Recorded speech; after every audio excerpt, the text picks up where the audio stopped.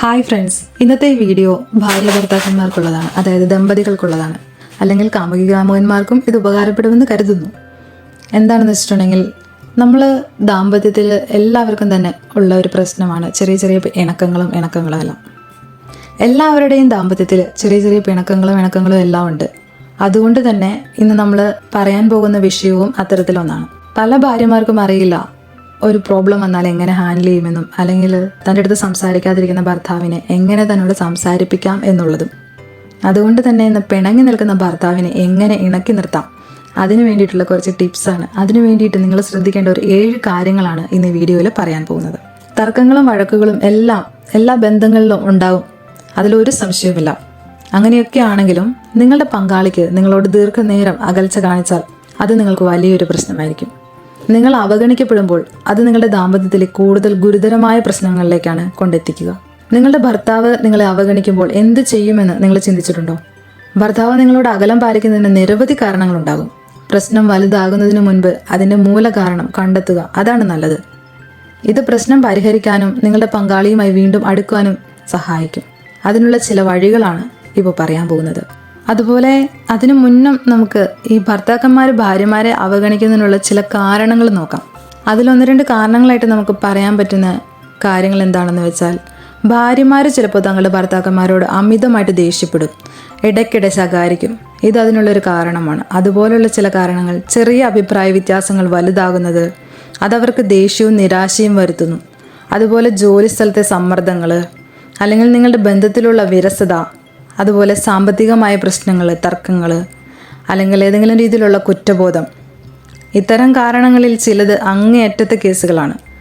ഈ കാരണങ്ങളിൽ ഏതാണ് നിങ്ങളുടെ ദാമ്പത്യത്തിന് പ്രശ്നമാകുന്നത് എന്ന് പരിഗണിക്കാതെ തന്നെ കാരണം ഉടനടി തിരിച്ചറിയുകയും അത് കൂടുതൽ ഗുരുതരമായ പ്രശ്നത്തിലേക്ക് നീങ്ങുന്നതിന് മുമ്പ് പരിഹരിക്കാനുള്ള വഴികൾ കണ്ടെത്തുകയും ചെയ്യുക.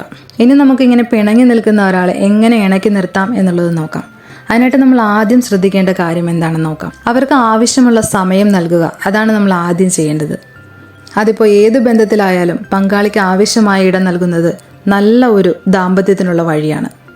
ജോലി സമ്മർദ്ദത്തെക്കാളും മറ്റ് സമ്മർദ്ദ പ്രശ്നങ്ങളെക്കുറിച്ചും എപ്പോഴും ചോദിച്ചു കൊണ്ടിരിക്കുന്നത് അത്ര നല്ലതല്ല. എന്നാൽ ഒടുവിൽ അവർ നിങ്ങളുടെ അടുക്കൽ വന്ന് അവരുടെ വികാരങ്ങൾ പങ്കുവയ്ക്കും. അതിനാൽ അവരുടെ പ്രശ്നങ്ങൾ പരിഹരിക്കാൻ കുറച്ച് സമയം നൽകാൻ ശ്രമിക്കുക. അവഗണിക്കപ്പെടുന്നു എന്ന ചിന്ത ഒഴിവാക്കി പോസിറ്റീവും ശാന്തവുമായിരിക്കുക. അതുകൊണ്ട് തന്നെ അടുത്ത പോയിന്റ് പോസിറ്റീവായിട്ടിരിക്കുക എന്നതാണ്.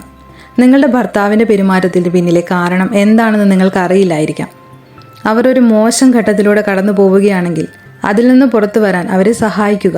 ഒരു നല്ല മാർഗം എന്തെന്നാൽ നിങ്ങൾ വളരെ ശാന്തമായിരിക്കുകയും പോസിറ്റീവ് ചിന്തകളോടെ തുടരുകയും ചെയ്യുക എന്നതാണ്. നിങ്ങളുടെ ഭർത്താവിൻ്റെ മോശം സമയങ്ങളിൽ നിങ്ങൾ ദയയും സൗഹൃദവും പുലർത്തുമ്പോൾ അവർ പ്രശ്നകാരണം നിങ്ങളോട് തുറന്നു പറയും. അതുപോലെ അടുത്തതായി പറയുന്ന കാര്യം, സംസാരിക്കുക. ദാമ്പത്യ ജീവിതത്തിൻ്റെ അടിത്തറയാണ് ആശയവിനിമയം. ഭാര്യയും ഭർത്താവും പരസ്പരം കാര്യങ്ങൾ തുറന്ന് സംസാരിക്കണം. പ്രശ്നങ്ങൾ പരിഹരിക്കാൻ ആശയവിനിമയം പ്രധാനമാണ്. നിങ്ങളുടെ ഭർത്താവ് നിങ്ങളെ അവഗണിക്കുകയാണെങ്കിൽ അവരോട് സംസാരിക്കുക. പൊതുവെ പുരുഷന്മാർ എന്തെങ്കിലും വിഷമത്തിലായിരിക്കുമ്പോൾ സംസാരിക്കാൻ ഇഷ്ടപ്പെടാറില്ല. എന്നാൽ നല്ല പക്വതയുള്ള സംഭാഷണം എല്ലായ്പ്പോഴും മികച്ചതാണ്. നിങ്ങൾ അവരെ വേദനിപ്പിച്ചില്ലെങ്കിൽ നിങ്ങളുടെ ഭർത്താവിനോട് ക്ഷമ ചോദിക്കുക. അവരോട് സംസാരിക്കാൻ ശ്രമിക്കുക. അതുപോലെ അടുത്തതായിട്ട് പറയുന്ന കാര്യം, ആവശ്യങ്ങൾ നിറവേറ്റാനായിട്ട് ശ്രമിക്കുക. പുരുഷന്മാർ സാധാരണ ആഗ്രഹങ്ങൾ പ്രകടിപ്പിക്കുന്നവരല്ല. നിങ്ങളുടെ ഭർത്താവ് നിങ്ങളെ അവഗണിക്കാൻ തുടങ്ങിയാൽ അത് അവരുടെ ചില ആവശ്യങ്ങളും ആഗ്രഹങ്ങളും മനസ്സിലാക്കാനോ നിറവേറ്റാനോ നിങ്ങൾക്ക് കഴിയാത്തത് കൊണ്ടാവാം. അതെന്തായിരിക്കുമെന്ന് ചിന്തിക്കുക. ആ ആവശ്യങ്ങൾ നിറവേറ്റുന്നതിനായി നിങ്ങൾ പ്രവർത്തിക്കുക. അവർക്ക് എന്താണ് വേണ്ടതെന്ന് അവരോട് ചോദിക്കുക. അവരുടെ ആവശ്യങ്ങൾ സത്യസന്ധതയോടെ നിറവേറ്റാനും ബന്ധത്തിലെ വിടവ് നികത്താനും ശ്രമിക്കുക. അടുത്തതായിട്ട് ശ്രദ്ധിക്കേണ്ട കാര്യം, ആകർഷിക്കുക. നിങ്ങളുടെ ഭർത്താവിൻ്റെ മാനസികാവസ്ഥ മനസ്സിലാക്കുക. കൂടുതൽ അടുപ്പത്തോടെ അവരുടെ മനസ്സറിയാൻ ശ്രമിക്കുക.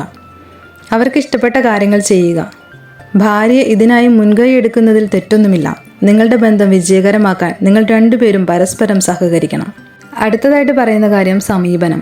ഭർത്താവുമായി വീണ്ടും ഇണങ്ങാൻ ബോധപൂർവമായ ശ്രമം നടത്തുക. ആർദ്രതയോടെ അവരെ സമീപിക്കുക. അവർ നിങ്ങളോട് പറയാൻ ആഗ്രഹിക്കുന്നത് എന്തും നിങ്ങൾ സ്വീകരിക്കുന്നുവെന്ന് കാണിക്കുക. അവർ നിങ്ങളോട് സംസാരിക്കാൻ ആഗ്രഹിക്കുന്നുവെന്ന് നിങ്ങൾ കണ്ടെത്തുകയാണെങ്കിൽ അടുപ്പത്തോടെ അവരെ സമീപിക്കുക. അടുത്തതായിട്ടുള്ള കാര്യം എന്ന് പറഞ്ഞിട്ടുണ്ടെങ്കിൽ, പ്രശ്നത്തിൻ്റെ കാരണം മനസ്സിലാക്കുക എന്നതാണ്.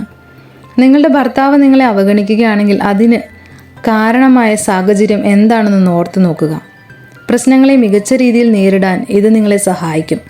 ഏത് സംഭവത്തിന് ശേഷമാണ് അവർ നിങ്ങളെ ഇങ്ങനെ അവഗണിക്കാൻ തുടങ്ങിയതെന്ന് തിരിച്ചറിയാൻ ശ്രമിക്കുക. നിങ്ങളുടെ ഭർത്താവിൻ്റെ പെരുമാറ്റത്തിൻ്റെ കാരണം നിങ്ങൾ എത്ര വേഗത്തിൽ തിരിച്ചറിയുന്നുവോ അത്രയും വേഗത്തിൽ പ്രശ്നം പരിഹരിക്കാനും കഴിയും. ഈ പറഞ്ഞ കാര്യങ്ങളെല്ലാം മനസ്സിലാക്കി കണ്ടറിഞ്ഞ് ചെയ്യുവാനും കൂടെ നിൽക്കുവാനും നിങ്ങൾക്ക് കഴിയുമെങ്കിൽ തീർച്ചയായും നിങ്ങളുടെ ഭർത്താവിനെ അല്ലെങ്കിൽ നിങ്ങളുടെ പങ്കാളിയെ നിങ്ങളോട് പിണങ്ങിയാലും അവരുടെ പിണക്കം മാറ്റി നിങ്ങളോട് ഇണക്കി നിർത്താനായിട്ട് നിങ്ങൾക്ക് സാധിക്കും. അപ്പോൾ എല്ലാവർക്കും വീഡിയോ യൂസ്ഫുൾ ആവുമെന്ന് കരുതുന്നു. താങ്ക്